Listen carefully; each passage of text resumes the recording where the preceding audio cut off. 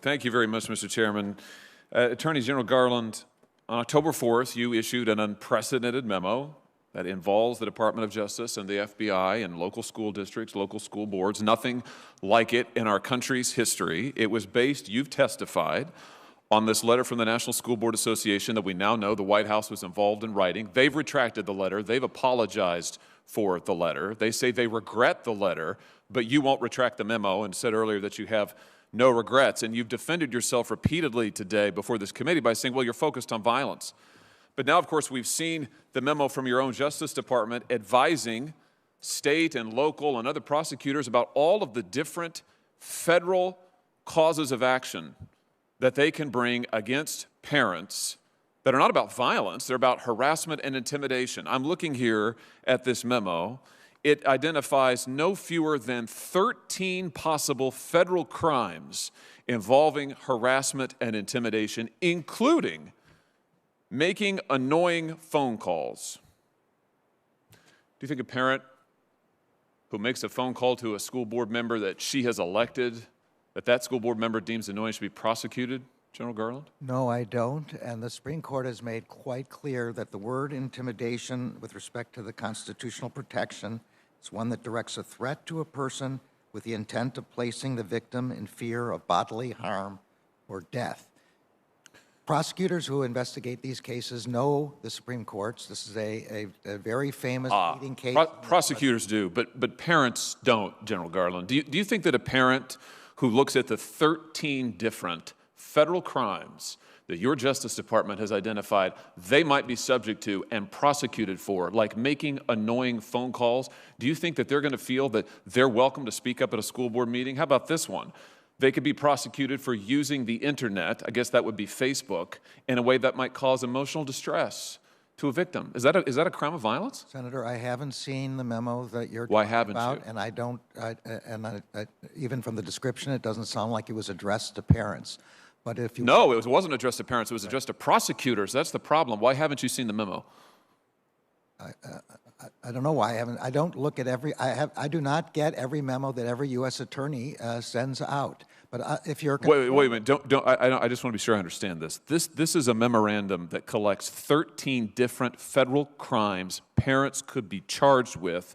It has United States Department of Justice on the top of it, and you're telling me you haven't seen it? Who's the memo from, Senator?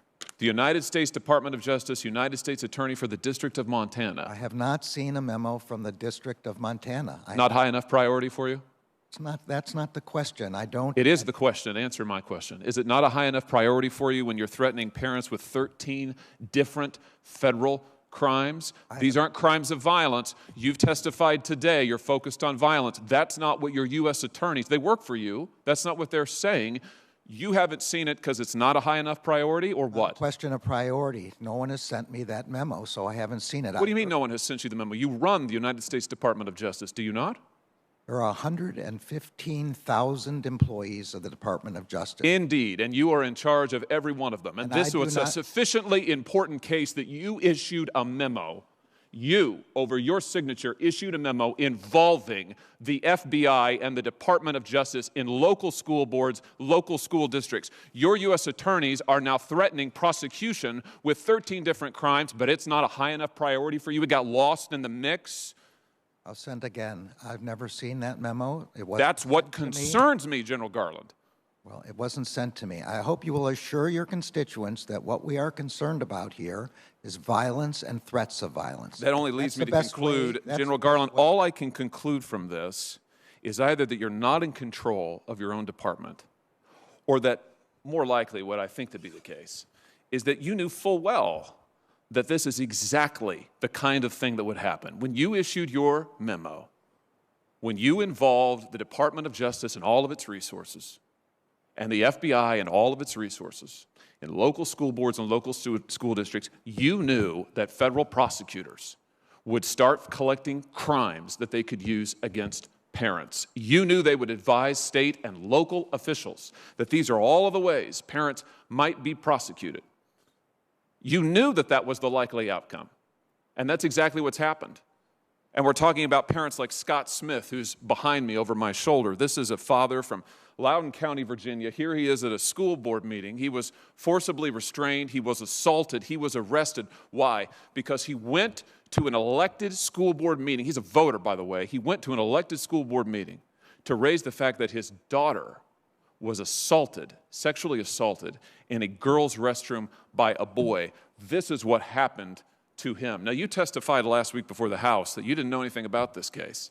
I find that extraordinary because the letter that you put so much weight on, the letter that's now been retracted, it cites this case. It cites Mr. Scott's case directly. There's a news article cited in the letter. It's discussed in the letter, but you testified you just couldn't remember it. Maybe this will refresh your memory. Do you think people like Scott Smith, do you think parents who show up to complain about their children being assaulted ought to be treated like this man right here?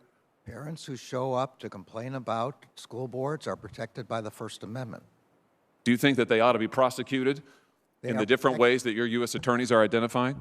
If what they're doing is complaining about what the school board is doing, policies, curriculum, anything else that they want to, as long as they're not committing threats of violence, then they should not be prosecuted, and they can't be. Let me ask you about this. Several of my Democrat colleagues have today, just today in this hearing, multiple times have compared parents who show up at school board meetings, like Mr. Smith here, have compared them to criminal rioters. You think that's right? You think that a parent who shows up at a school board meeting, who has a complaint, who wants to voice that complaint, and maybe she doesn't use exactly the right grammar, you think they're akin to criminal rioters? Do you agree with that? I do not, and I do not remember any senator here making that comparison. Oh, really? These people are just like the folks who came here on January 6th and in the riot at the Capitol? I don't think they were referring to the picture that you're showing there. Well, I certainly would hope not, but they were referring to parents who go to school board meetings. Mr. Smith is a parent who went to a school board meeting. I'll leave it at this, General Garland. You have weaponized the FBI and the Department of Justice. Your U.S. attorneys are now collecting and cataloging all the ways that they might prosecute parents like Mr. Smith because they want to be involved in their children's education and they want to have a say in their elected officials. It's wrong. It is unprecedented, to my knowledge, in the history of this country, and I call on you to resign. Thank you, Mr. Chairman. Senator Cruz.